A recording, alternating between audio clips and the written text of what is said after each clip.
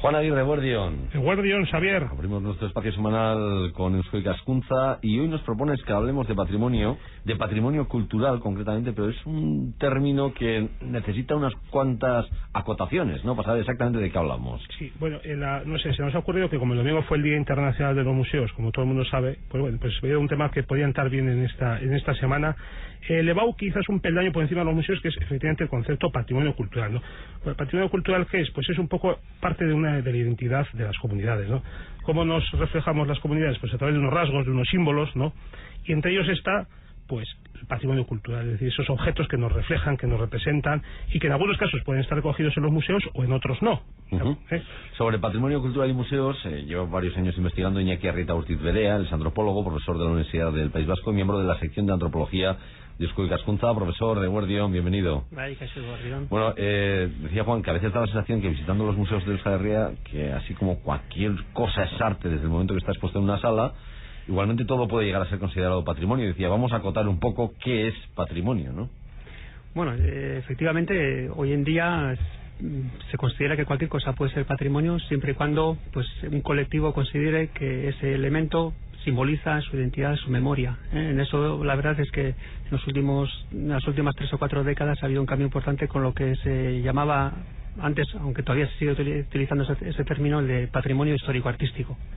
Iñaki, precisamente este tema a mí me choca mucho, porque nosotros crecimos en un mundo en que las cosas valiosas en nuestros pueblos y ciudades eran patrimonio histórico, patrimonio artístico, patrimonio histórico-artístico o patrimonio monumental. Sin embargo, estos son conceptos que han desaparecido, ¿no? Ahora se habla de bienes culturales, de valores culturales. ¿Esto que es una cuestión puramente terminológica, administrativa, de boletín oficial, o hay un fondo de reflexión? Sí, bueno, el cambio a denominar el patrimonio como cultural o los bienes como bienes de interés cultural supuso en los años 60, que es cuando se empieza a reflexionar sobre este tema, una revolución, podríamos decir, en el campo del patrimonio. En cuanto que lo fundamental dentro del patrimonio no es tanto la materialidad de los objetos, sino lo que los objetos simbolizan para un colectivo, porque considera que ese objeto simboliza, representa lo que han sido, lo que son, es decir, su memoria, su identidad.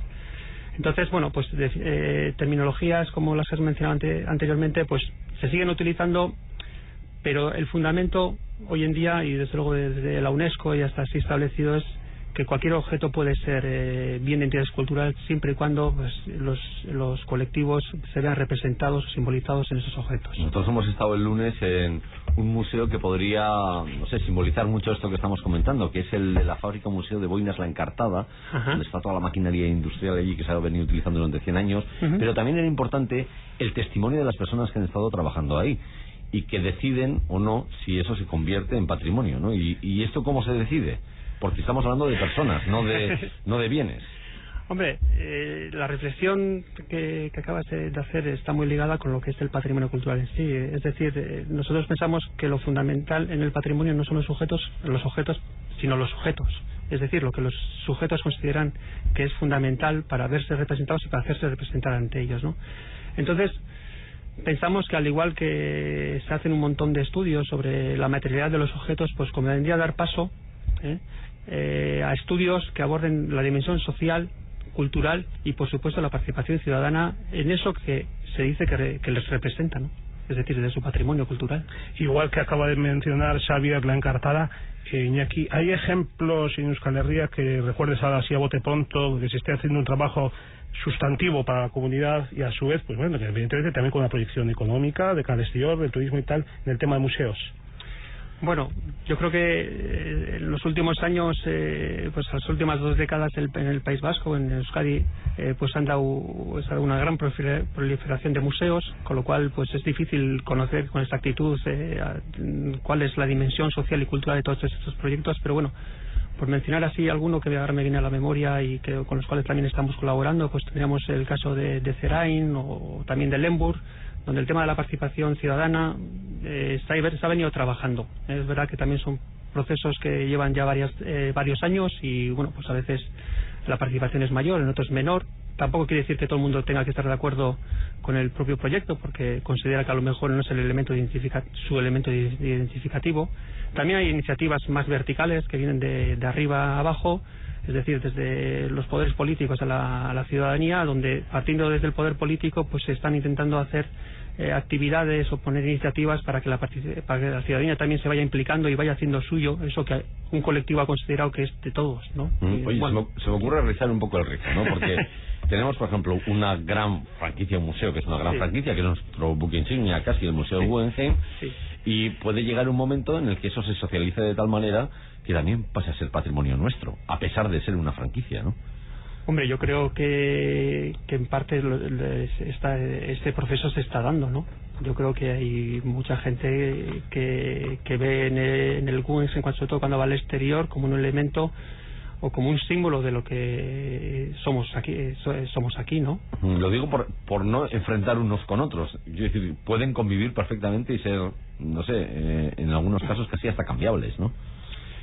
Sí, desde luego... Estamos hablando de dos cosas distintas, pero bueno, no enfrentadas quizás. No, yo creo que en este caso, por ejemplo, en el caso del Guggenheim y por un lado el Guggenheim, por ser el icono, y luego pues el montón de proyectos museológicos o patrimoniales en el territorio, lo que habrá que buscar es una complementariedad. Es valerse del Guggenheim para que también todos esos proyectos más pequeños, más reducidos, pero que tienen en muchos casos un gran arraigo social, pues se valgan también de esta dimensión internacional que tiene el Museo Guggenheim, ¿no? Se dice que el patrimonio cultural es importante en la medida que se haga una lectura desde el presente, lo que nos dice hoy, ¿no? Patrimonio histórico, lo que nos dice, es decir, no es algo ontológico que está ahí en el aire. Sin embargo, esta actualización, por esto de actualizar, de llevarlo a hoy, de hacer una lectura desde la clave de modernidad, sin embargo, esto lleva a veces a hacer auténticas excentricidades, ¿no? Entonces, ¿cómo se articula esta tensión entre el respeto a la supuesta autenticidad y la necesidad de rehabilitar de tal a nuestro tiempo este patrimonio? Bien, bueno, en este campo también, con relación al concepto de autenticidad, también ha habido un cambio importante, ¿no? En el sentido de que es auténtico.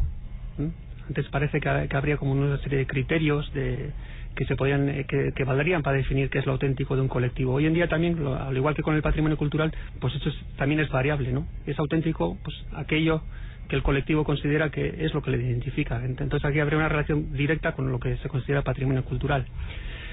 Por ejemplo, a la hora de hacer una rehabilitación en un edificio que se haya considerado bien de interés cultural, pues la propuesta de rehabilitación, pues yo creo que en la medida de lo posible habrá que intentar buscar un consenso con todos los agentes que están implicados, que tienen algún tipo de relación, por ejemplo, con el edificio que se vaya a rehabilitar. En este caso, aquí tenemos el efecto Guggenheim, que se suele decir, ¿no? En el cual pues hay muchos arquitectos pues que también quieren dejar esta impronta dentro de esos proyectos de rehabilitación. Estamos hablando de bienes tangibles, pero también desde la UNESCO se está impulsando ese concepto de patrimonio intangible, que supongo que es algo más difícil de conservar, igual por más etéreo, ¿no? Porque no lo tocamos, es intangible. Sí, la verdad es que en los últimos años la UNESCO está trabajando sobre este tema. Es verdad que con relación a lo que se llama bien material, pues tiene unos elementos más difíciles de objetivar, pero esta dicotomía entre patrimonio material y inmaterial pues no deja de ser más bien analítica, en el sentido de que, bueno, pues si tenemos, por ejemplo, un oficio, tenemos un patrimonio material del que dan cuenta, pues por ejemplo, pues todas las herramientas, pero tenemos todo un patrimonio inmaterial que da cuenta del conocimiento, de la forma de trabajar, de lo que suponía ese oficio en este pueblo, ¿no? Entonces no son elementos complementarios. Es verdad que hay algunos bienes que por su carácter fundamentalmente inmaterial pues los hace excesivamente complicados, y yo creo que la UNESCO y creo que también el gobierno vasco está dando algunos pasos en este tema, es intentar establecer qué instrumentos establecer unos instrumentos que nos permitan pues conservar o poner en valor todo este tipo de patrimonio. La última, Juan, que tenemos prisa, venga. Sí, venga, me gustaría un comentario sobre el proyecto que estáis llevando a cabo ahora en Salinillas de Buradón. Cuéntanos, por verdad que es interesante, hay una participación popular para en torno a las murallas, ¿no? Sí, bueno, este es un proyecto, es una iniciativa de Arabarri, una sociedad urbanística que depende de la Diputación Foral de Álava, en el cual pues hay en marcha un plan de rehabilitación de las murallas, unas murallas que partes son de edificios privados, y lo que desde esta sociedad urbanística pues lo que se está impulsando es que el plan de rehabilitación no sea solamente una cuestión de técnicos, ni de arquitectos, ni de arqueólogos, ni de historiadores, ni de antropólogos, sociólogos, sino que también sea una cuestión local, de la población local, ¿no? Entonces pues aquí estamos llevando a cabo, hemos empezado con ello la posible implementación de un proceso de participación ciudadana, de tal manera que que lo que sea el plan de rehabilitación de las murallas, pues desde luego no sé si será consensuado por todas las partes, cosa difícil, pero sí desde luego que el proceso sea participativo, en el sentido de que todas las opiniones se pongan sobre la mesa y se discutan sobre ellas, ¿no? Que no sea una cosa solamente de técnicos. Iñaki Arrieta, Juan Aguirre, muchas gracias. Es que ricasco, Xavier.